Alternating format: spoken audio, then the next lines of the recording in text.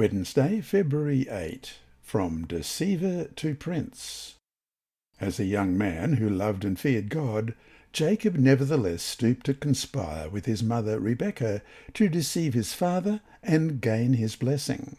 As a consequence, he started his adult life on the wrong path, having to flee or perhaps face an early death. Rebekah told Jacob to flee thou to Laban and tarry with him a few days until thy brother's fury turn away.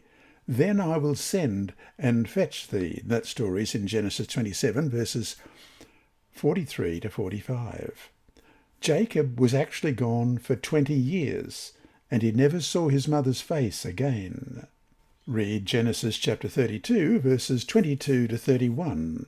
What happened here to Jacob, and what spiritual lessons can we take from this story about God's grace, even when we make wrong decisions? Genesis 32, beginning at verse 22. And he arose that night and took his 2 wives, his 2 female servants, and his 11 sons, and crossed over the ford of Jabbok. He took them, sent them over the brook, and sent over what he had. Then Jacob was left alone, and a man wrestled with him until the breaking of day. Now when he saw that he did not prevail against him, he touched the socket of his hip, and the socket of Jacob's hip was out of joint as he wrestled with him. And he said, Let me go, for the day breaks. But he said, I will not let you go unless you bless me. So he said to him, What is your name? He said, Jacob. And he said, Your name shall no longer be called Jacob, but Israel, for you have struggled with God and with men, and have prevailed. Then Jacob asked, saying, Tell me your name, I pray. And he said, Why is it that you ask about my name? And he blessed him there. So Jacob called the name of the place Peniel, for I have seen God face to face, and my life is preserved. Just as he crossed over Peniel, the sun rose on him, and he limped on his hip. Through humiliation, Ellen White writes in Patriarchs and Prophets, page 197 and 198, repentance and self-surrender, this sinful, erring mortal prevailed with the majesty of heaven. He had fastened his trembling grasp upon the promises of God, and the heart of infinite love could not turn away the sinner's plea.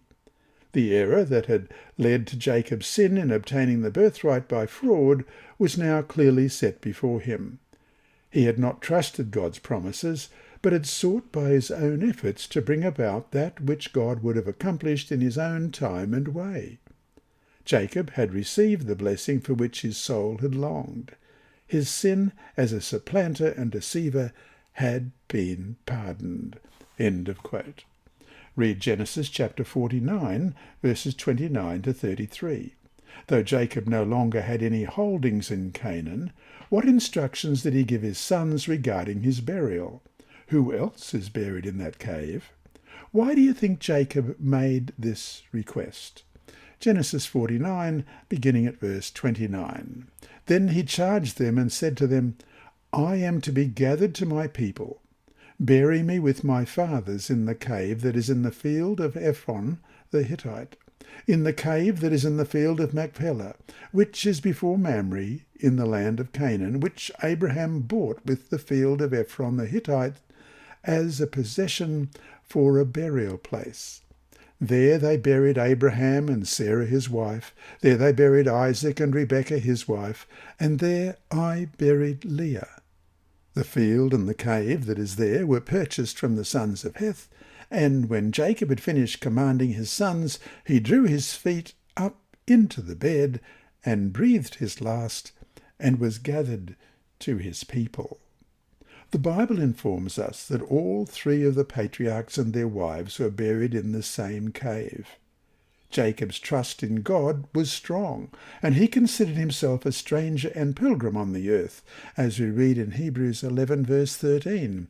These all died in faith, not having received the promises, but having seen them afar off, were assured of them, embraced them, and confessed that they were strangers and pilgrims on the earth. Despite mistakes, he left home with nothing, but came back to Canaan a wealthy man. And so to finish today, despite our mistakes, God can still bless us. How much better, however, to avoid the mistakes to begin with? What choices are you now facing, and how can you avoid making the wrong ones? This lesson was read by Dr. Percy Harrold for Christian Services for the Blind. Sponsored by the Sabbath School Department and distributed through Hope Channel Australia, this podcast is also redistributed by Hope Channel Germany, Christian Record Services for the Blind. It is also available on SoundCloud and through multiple podcast distributors, including Apple iTunes. And you can listen and watch at the same time on YouTube. Remember, God is always faithful. And here is a disclaimer. Contents of these lessons are not intended to be financial advice, but is general commentary based on biblical principles. The reader is encouraged to seek competent professional advice which will suit their particular personal situation.